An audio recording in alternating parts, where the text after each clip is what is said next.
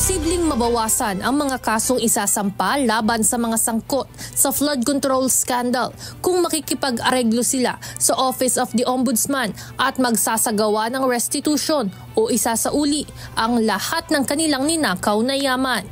Ayon kay Ombudsman Crispin Boying Remulla, makikipag-usap muli siya sa Presiding Justice ng Sandigan Bayan upang tuluyan ng ayusin ang mga pamantayan kung paano ang magiging proseso ng restitution sa pamamagitan ng plea bargain agreement.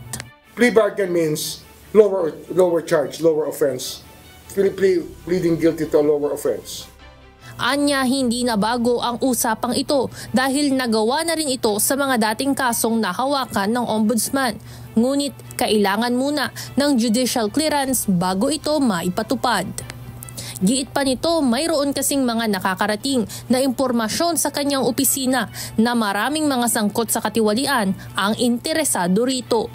At may napasound off sa akin na may mga congressman daw na gusto lang nilang manahimik at hindi nila gagawin ulit. Magsasoli pa sila sa mga contracts na kung saan nag-contractor sila.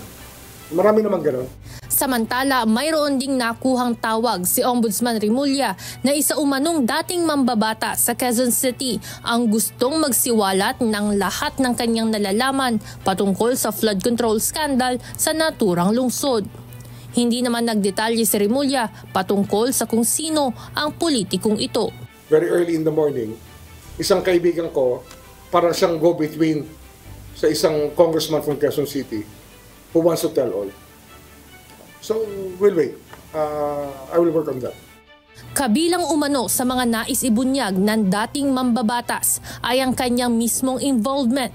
Paano ang umano'y kalakaran ng korupsyon pagdating sa mga proyekto ng gobyerno, maging magbigay ng mga karagdagang pangalan na sangkot rin sa issue. Evan Alvarez, UNTV News and Rescue. Diyos ang aming sandigan, serbisyo publiko ang aming pinahahalagahan.